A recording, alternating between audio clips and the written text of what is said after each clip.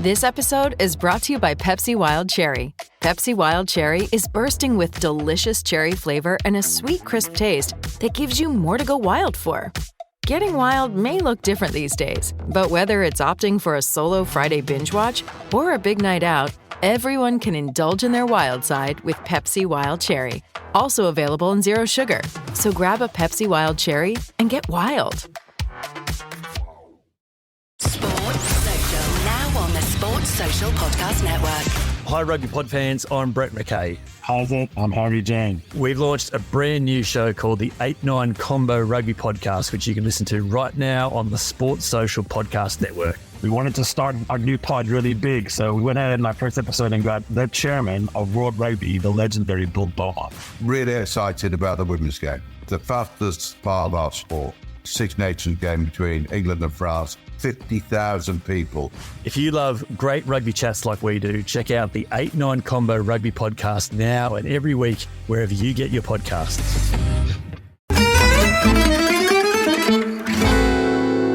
Now, before we start our chat, we want you to head over to serieachronicles.com/Patreon now and subscribe to the Chronicles Tifosi membership with a free 7-day trial.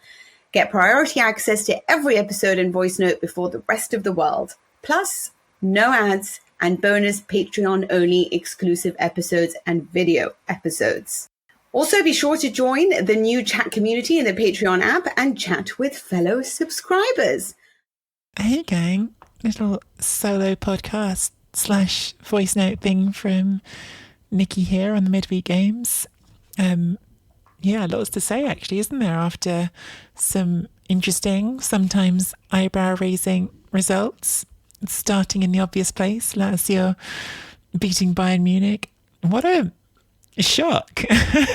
We obviously all did our preview together, myself, Mina and Patrick, and despite, I think, doing our best to summon up enthusiasm and optimism, none of us could see Lazio getting anything out of this tie whatsoever. So the fact that they've won the first leg is already something significant. Whether or not they can go through, different question. Let's get to that in a minute. But I think we need to reflect on how surprising this result was, how good they were. I thought this was a real Maurizio Sarri masterclass, to be honest with you. It wasn't pretty, it wasn't exciting, a lot of it. I think it was a team, you could say, that was really trying to, especially in the first half, go out of its way to make sure that as little football got played in this tie as it could.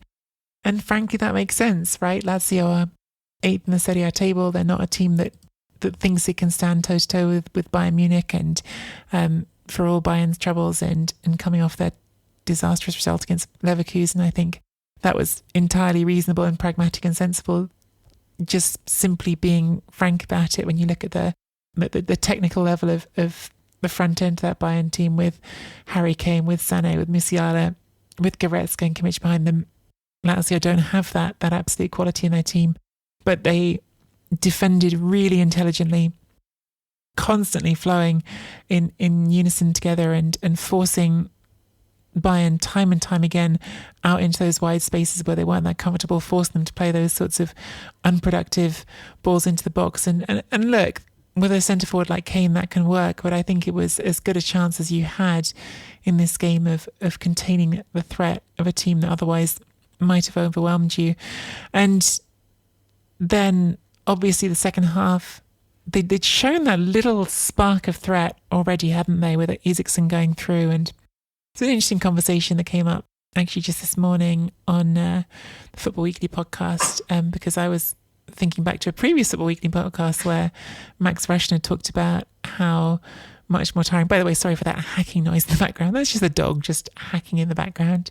But Max had talked about how much more tiring it is to play without the ball. And so I felt like in that first half, Lazio are not only trying to neutralise Bayern for the sake of themselves, but I think they were also trying to avoid burning too much energy, right? Because if you're going to burn more energy without the ball than you will with it, then you know you're playing without the ball for this game. And so trying to do that without wiping yourself out is a delicate balance.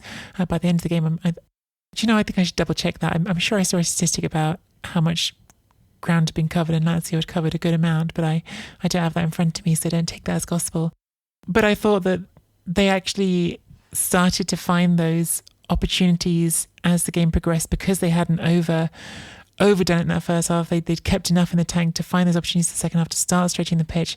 First Isaacson, and then obviously the situation, well, again, it's Isaacson in the end who has the touch, but the situation that leads to the penalty and Immobile's goal. Now, to some extent, for sure, Lazio got lucky. It was a silly challenge by Upamecano. I was listening to Rio Ferdinand talk about it, obviously someone who's done a lot of defending in those sorts of situations, and hearing him say, look, there's just no reason to make a challenge there. You just stand up. You don't need to put a foot in at all. And I think, I mean, of course, he's right. He's been in those situations, and he was certainly right in this situation. Upamecano not just made a challenge, but went in loosely and to get those studs on Isaacson. And at that point, when you see the challenge on the replays, it is unfortunately just a red card. It's a dangerous challenge. It studs into shin. In fact, Isaacson was surprisingly more magnanimous about it than that, saying, oh, well, I don't know. But I think when you look it back, it's really clear cut.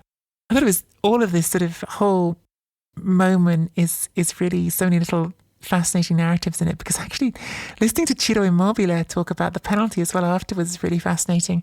Patrick, of course, been sharing his enthusiasm for Ciro in the preview, and of course talking about getting to 200 goals in Serie A and perhaps how that had been a burden early this season. And I think Patrick's right about that. We always make that analogy about strikers with a ketchup bottle, but it did feel like Immobile's ketchup bottle was blocked, and now the goals have started flowing again. But even he talked about with this penalty that he didn't feel confident stepping up to it. He said that in his post-game interview, so I didn't feel confident stepping up, which that's death, isn't it, from the penalty spot? That's what everyone says. You have to believe in your shot and hit it with conviction. But he said he didn't feel confident stepping up to take the penalty. He wanted to shoot across his body. That was his plan. And if he'd done that, more than likely it would have been saved, because that's the way that Manuel Neuer went.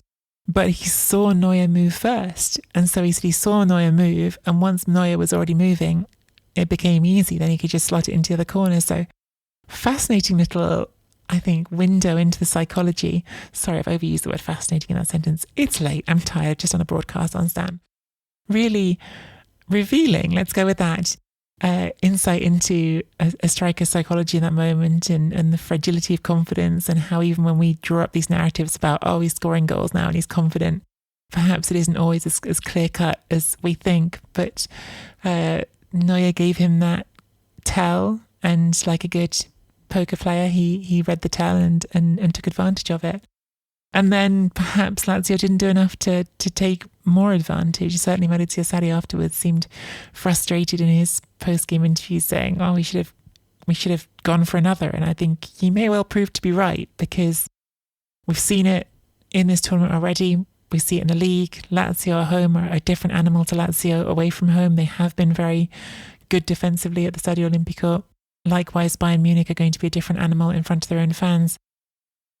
And I think in some ways the bad news for Lazio is that there's 3 weeks from here until the second leg, which means that Bayern have some time to pull their heads out of their bums, because it felt like their whole body language, energy level, pace in this game was lacking. And we talked about not knowing how they were going to come out of that game against Bayer Leverkusen, but I think we got the answer. They came out of the game against Bayer Leverkusen looking downtrodden and sluggish. Certainly not the best football they're capable of. And in 3 weeks' time, that might change. Whereas you think if they came back next week and had to go again, maybe that psychological advantage would still be there for Lazio. But at least now the game plan is clear, right? Sadly for Lazio, there's no more away goals rule, so the fact of having kept a clean sheet is not as powerful as it used to be. But still, the answer is right there. If you can avoid losing in Munich, then you get the result you need. And there is at least enough in this game to tell yourself that it's possible, right? You look at how you defended throughout this game, you know that you can apply those same rules again and keep that same cohesiveness as a team. And if you don't concede a goal, well, you're going through. But even if you think, well, that's going to be hard not to concede a goal, because it will, because of all the players I mentioned before, Kane, Sané, Musiala, Goretzka, the quality in that team.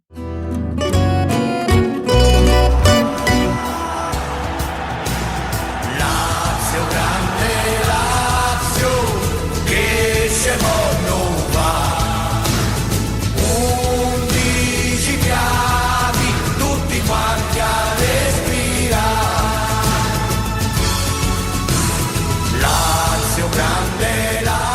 Head to serieachronicles.com/Patreon now and subscribe to the Chronicles Tifosi Patreon membership with a free 7-day trial. Get early access to every full-length episode and voice note before the rest of the world. Plus, all episodes are 100% ad-free. And you get bonus Patreon-only exclusive episodes, video episodes, and behind-the-scenes extras. Also, be sure to join the new chat community in the Patreon app and chat with fellow subscribers. Sports Social Podcast Network.